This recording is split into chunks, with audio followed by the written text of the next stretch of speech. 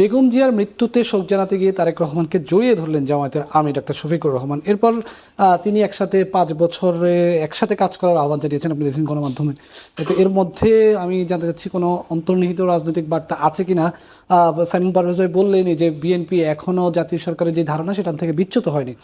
আপনি কি বলবেন? জি, অসংখ্য ধন্যবাদ বেলায়েত ভাই আমাকে চমৎকার প্রয়াসে অন্তর্ভুক্ত করার জন্য, সাথে আমার সহ প্যানেলিস্ট এবং এখন টিভির যারা দর্শক আছে তাদেরকে ধন্যবাদ জানাচ্ছি, অগ্রিম ধন্যবাদ জানাচ্ছি।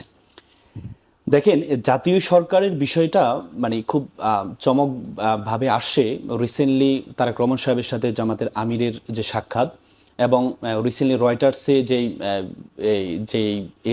এটা সাক্ষাৎকারটা দিয়েছিলেন, সেই সাক্ষাৎকারে জামাতের আমির বলেছিলেন যে ওরা ইউনিটি গভর্নমেন্ট চায়, এবং ইউনিটি গভর্নমেন্টের সেটি একটা টাইম ফ্রেমও উনি মেনশন করেছেন, সেটি হচ্ছে ন্যূনতম 5টা বছরের জন্য একটা ইউনিটি গভর্নমেন্ট চায়। দেখেন, ইউনিটি গভর্নমেন্টটা আমি মনে করি এই সেভেন ভাই যেটি বললেন, তারেক রহমান সাহেব কিন্তু যখন লন্ডনে ছিলেন তখনও কিন্তু লন্ডনে কিন্তু উনি যখন ওনার ব্যাড পজিশন ছিল বা দেশের অবস্থা যখন ফ্যাসিজম ছিল, তখন কিন্তু লন্ডন থেকেই তিনি ঘোষণা দিয়েছেন 31 দফার মধ্যে একটি আমার যেটি মনে হয় একটি আছে যে ইউনিটি গভর্নমেন্টের কথা, উনি তখনই প্রস্তাব দিয়েছেন আমরা সকলে মিলে আমরা একটি সরকার গঠন করতে চাই, তখনই প্রস্তাব দিয়েছেন। এবং ওনার ভালো পজিশনে আসার পরও আমি মনে করি এই অবস্থা এখনো পর্যন্ত আছে। দেখেন, জাতীয় সরকারটা বাংলাদেশের জন্য কেন প্রয়োজন জানেন? এই যে বর্তমানে আমি মনে করি বর্তমানে যে সরকারই আসবে, আগামীতে যারা যে সরকারি ক্ষমতা আসবে তাদের জন্য কিন্তু সার্ভাইভ করা ইজ ভেরি ডিফিকাল্ট হয়ে যাবে। কারণ আমাদের ফ্যাসিস্ট যারা আছে তারা কিন্তু এখনো পর্যন্ত তাদের মধ্যে কোনো ধরনের অনুশোচনা নেই, এবং কি তারা বিভিন্ন গুপ্ত হামলাগুলো করছে, এবং যারা দেশের বাইরে আছে তারা বিভিন্ন ধরনের হুমকি ধামকি দিচ্ছে, হত্যার বদলে হত্যা হবে, তারপর রক্ত হবে, তারা আলাদা বাহিনী তৈরি করার জন্য হুমকি ধামকি দিচ্ছে, যেটা আমাদের শহীদ হাদিকে গুলি করার মাধ্যমে তারা প্রমাণ দিয়েছে। এবং কি আপনি খুব অবাক হবেন, আমি রিসেন্টলি আফ্রিকাতে গিয়েছিলাম। আফ্রিকাতে যাওয়ার পর সেখানে একজন আওয়ামী একজন নেতা মানে পালিয়ে গিয়ে সেখানে অবস্থান করছেন, তার সাথে হঠাৎ করে আমার দেখা, আমি অনেকক্ষণ ধরে তার সাথে কথা বলছিলাম। ওনার কথা শুনে কোনো ধরনের মানে টেনশন বা কোনো কিছু নেই, মানে তার মধ্যে একটা উদ্দীপনা যে আমাদের নেত্রী আবার আসবে। তা আমি বললাম আপনারা এত সাহসটা কিভাবে পান যে আপনাদের নেত্রী এখনো আসবে?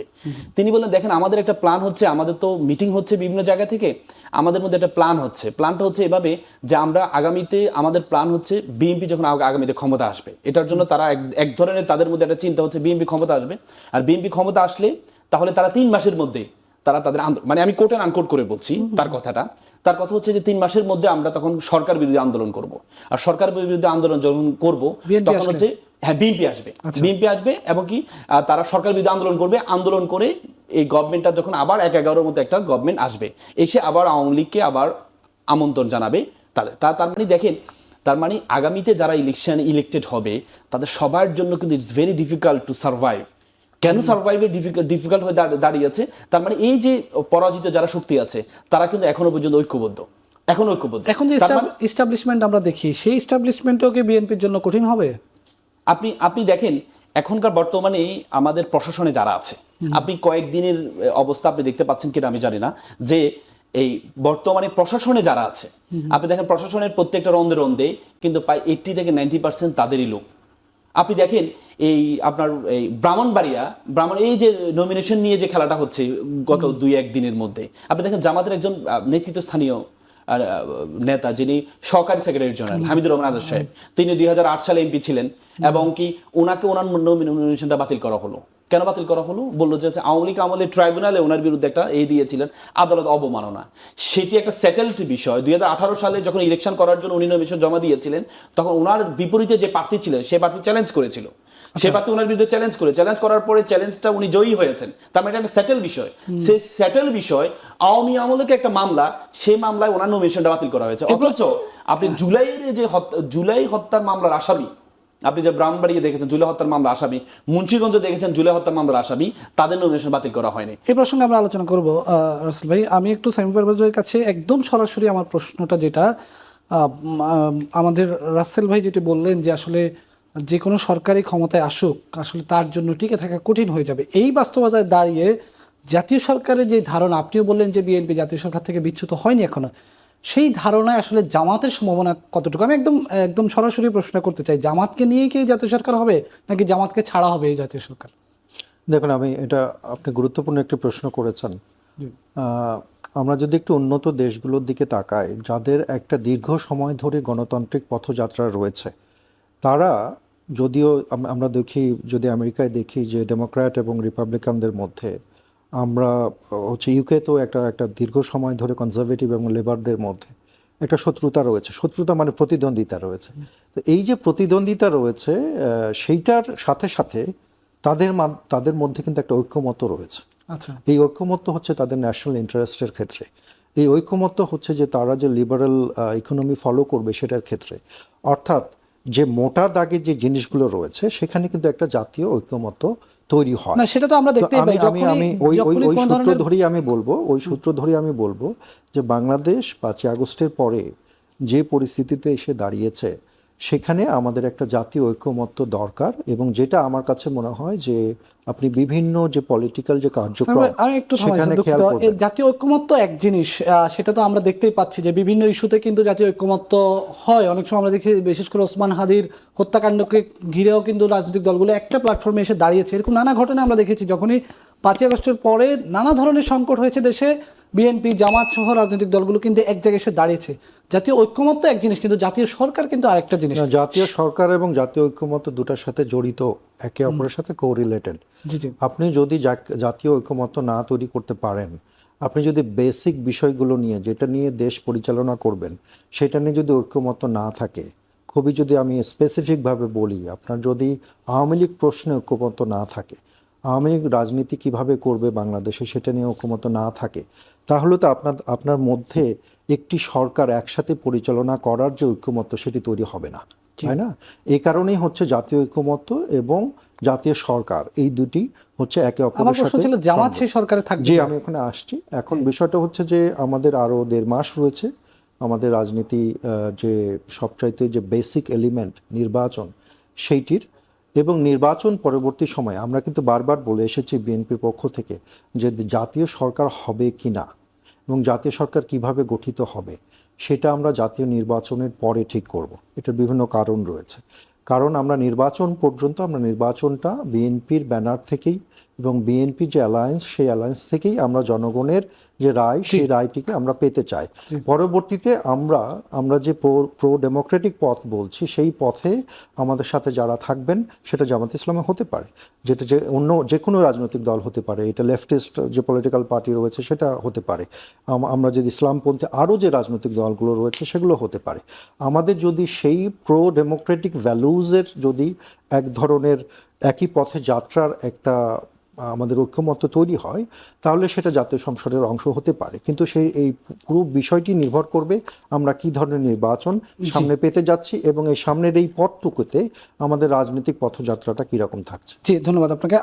আমি একটু বিরতিতে যাব। বিরতির আগে একদম অল্প 1 মিনিট আমি একটু রাসেল ভাইয়ের কাছে একটু জানতে চাই। রাসেল ভাই, আমি তো দেখলাম খুব সুন্দর করে সাইমন পারভেজ ভাই বুঝিয়ে বললেন যে জাতীয় সরকারের ধারণাটা কি বা কিভাবে বাস্তবায়ন হতে পারে। আমরা এখন যেটি দেখছি যে জামাতও আসলে নির্বাচনের মাঠে একদম খুব শক্ত অবস্থানেই আছে বলা যায়। সেই জায়গায় এখন বিএনপি জামাতের যে ঐক্যের কথা বলা হচ্ছে, এটা কি আসলে এখন সম্ভব এই বাস্তবতায়? দেখেন, আমাদেরকে প্রথমে ইউনিটি গভর্নমেন্টটা বুঝতে হবে। ইউনিটি গভর্নমেন্ট মানি না যে জোট হওয়া। ইউনিটি গভর্নমেন্ট হচ্ছে যে আপনার কম্পিটিটরকে, জামাতের কম্পিটিটর বিএনপি, বিএনপির কম্পিটিটর জামাত। তার মানে এমন না যে আমরা দুই পক্ষ মিলে জোট করব, আগে যেভাবে জোট ছিল। কারণ জোট কিভাবে হয় দেখেন, জোট হয় 1-এ 3-এ, 2-এ 4-এ।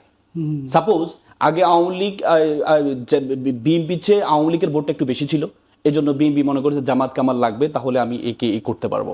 আর আওয়ামী লীগ মনে করছে আমাকে জামাত এবং বিএনপিকে ঠেকানোর জন্য আমাকে জাতীয় পার্টির সাথে জোট করতে হবে। এটা হয় জোট। কিন্তু এখানে জাতীয় সরকার মানে হচ্ছে আমরা প্রত্যেকের জায়গা থেকে আমরা কম্পিটিশন অংশগ্রহণ করব। কম্পিটিশন অংশগ্রহণ করার পরে যারা বেশি আসন পাবে এবং যারা কম আসন পাবে, আমার অপোজিশন যারা আছে তাদের থেকে নিয়ে আমি সরকার গঠন করবো। এটা এমন না শেখ হাসিনা যে সরকার গঠন করেছে, জাতীয় পার্টিকে বলেছে তোমরা ইলেকশন করো, তোমাদের মতো আমরা আমাদের মতো ইলেকশন করব, এরপর তোমাদেরকে নির্দিষ্ট কিছু সিট দিয়ে দিব, এরপর তোমাদেরকে আমি মন্ত্রী আসন নিব। এটা নয়। এটা হচ্ছে জাতীয় সরকার হচ্ছে, আপনি দেখেন 91 সালে বিএনপি যখন ক্ষমতা আসছে, প্রায় 360 দিন হরতাল দেওয়া হয়েছে, সরকারকে রান করতে সুযোগ দেয় নাই। এই জাতীয় সরকার, জামাতের পক্ষ থেকে জাতীয় সরকার এই জন্য বলা হয়েছে যে বিরোধী দল, আপনি জানেন বিরোধী দল মানে একটা শেরো পার্লামেন্ট। বিরোধী দল শক্তিশালী হওয়া মানে হচ্ছে সরকার শক্তিশালী হওয়া। বিরোধী দল শক্তিশালী হওয়া মানে দেশ শক্তিশালী হওয়া। আজকের বর্তমানে যে আমাদের 1400 এবং 20-30 হাজার তরুণ, তারা কিন্তু কোনো পলিটিক্সে বিয়ন্ড করেনি, তারা কোনো দলের ছিল না, তারা জীবন দিয়েছে কেন? বিএনপিকে জিতানোর জন্য না, জামাতকে জিতানোর জন্য না, এনসিপিকে জিতানোর জন্য, বাংলাদেশকে জিতানোর জন্য। যদি বাংলাদেশকে জিতাতে হয় তাহলে জাতীয় সরকারটা লাগবে, যাতে করে এই জাতীয় সরকার মানে হচ্ছে আমাদের মধ্যে জোট হবে ওই জায়গায়, আমাদের মধ্যে ঐক্য হবে ওই জায়গায়, যে আমরা একজনকে একবারে বিচ্ছিন্ন করে ফেলবো না, আমরা আমাদের এগেইনস্টে যারা আছে তাদেরকে আমরা মানুষে মনে করবো না, তাদেরকে রাজনীতি করার সুযোগও দিব না, এটা না। এই ইউনিটি গভর্নমেন্ট হবে এমন একটা গভর্নমেন্ট, যে গভর্নমেন্ট আমি যতগুলো আসন পাবো, আমার অপোজিশন, মেইন অপোজিশন যারা থাকবে তাদেরকে নিয়ে আমি গভর্নমেন্ট করব। এটা ন্যূনতম 5টা বছর দেশকে যে সংস্কারগুলো গুরুত্বপূর্ণ এবার জুলাই এতে আসছে, সনদে আসছে, এই সংস্কারগুলো বাস্তবায়ন করার জন্য ন্যূনতম 5টা বছর। আমরা আরো আলোচনা করব এই বিষয়ে। একটি বিরতি নেওয়ার সময় হচ্ছে, দর্শক নিচ্ছে ছোট্ট একটি বিরতি এখন প্রকাশ।